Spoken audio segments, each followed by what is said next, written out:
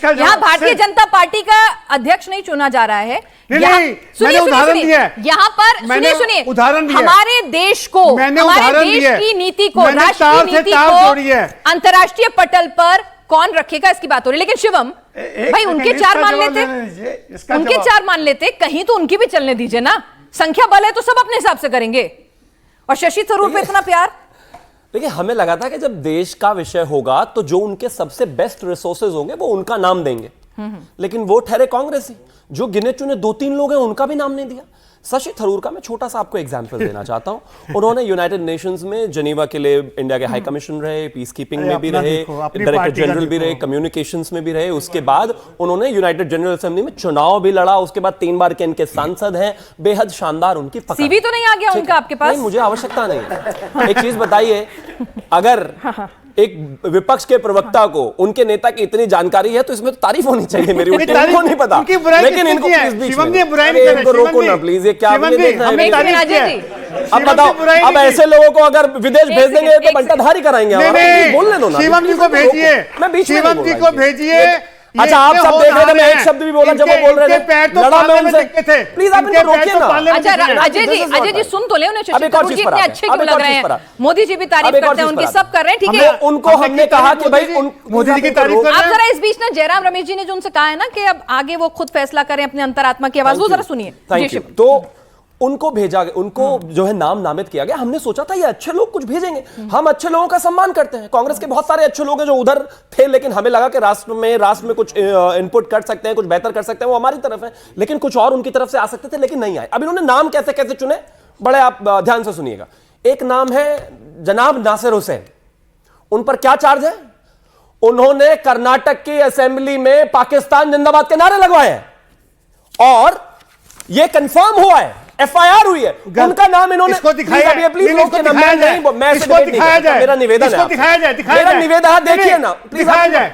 चलिए मैं आप दोनों को जरा रोकूंगी। अरे दिखाने के लिए ही उठाया है भाई मैंने। बहुत प्रेशर आ रहा है, जरा सवाल पूछना चाहते हैं। सुनिए रुके ना, थोड़ा समय दे दीजिए, मेरा निवेदन है। सर मेरे पास उनकी बहस में गया नहीं। आप क्या चाहते हैं कि मैं भी चलाना शुरू करूं? 3 मिनट का वक्त बचा, ऑडियंस बहुत देर से इंतजार कर रही है। मेरा प्रश्न बीजेपी वालों से है कि चलो राहुल ने जो बोला सो बोला, आप तो लीडर हैं, आप तो देश चला रहे हैं, आपने पापा की क्यों सुनी? अभी पिछली डिबेट में भी जो पहले चली थी उसमें भी यही हुआ कि पापा ने वॉर रुकाई, आपने पापा की क्यों सुनी? आप ये बताइए। और दूसरा सवाल मेरा ये है, मेरा दूसरा सवाल भी है। हाँ, एक सवाल, एक सवाल। जी जवाब दे दीजिए, छोटा सा क्विक जवाब। कुछ लोगों को अमेरिका और वहां के नेताओं की चाटुकारिता करने की इतनी हद होती है, वो हमारी पार्टियों में है। मेरे देश के डीजीएमओ ने आकर कहा कि भाई 3:30 बजे हमारे पास कॉल आया, उन्होंने हमसे भीख मांगी, उसके बाद लगातार बात हुई, अगले दिन जाकर अनाउंस हुआ, मेरे देश में ऑल पार्टी मीटिंग हुई, उसके बाद लगातार डीजी ऑपरेशंस ने हमें लगातार बोला, इसके बाद फॉरेन सेक्रेटरी ने बोला, देश के प्रधानमंत्री ने बोला। लेकिन नहीं, हम तो ट्रंप को मानेंगे, हम अपनों को नहीं मानेंगे। गजब बात हो गई भाई।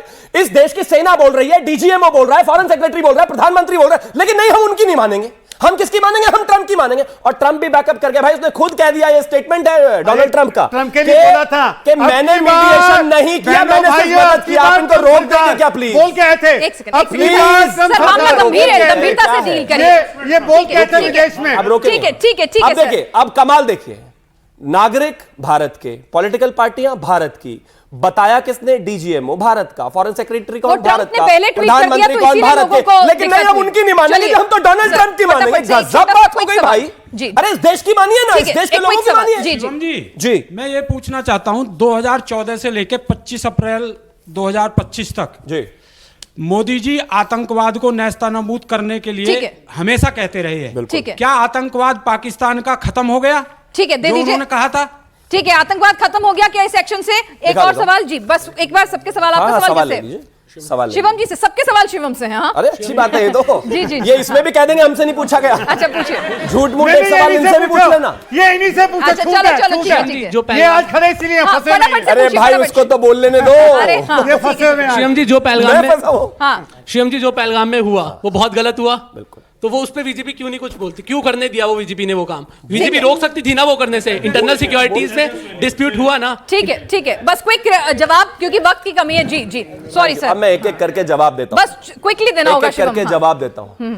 इस देश में जब आतंकवादियों के हमले होते थे तो हम जवाब तक नहीं दे पाते थे।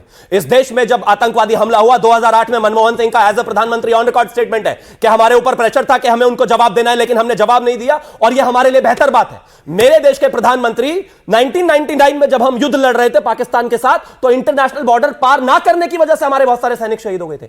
आज हिंदुस्तान उस आतंकवाद का वो जवाब दे रहा है कि उनके 200 किलोमीटर अंदर घुस के मारकर आ रहे हैं। ये तो है मोदी जी की और इस देश की फौजों की कमिटमेंट।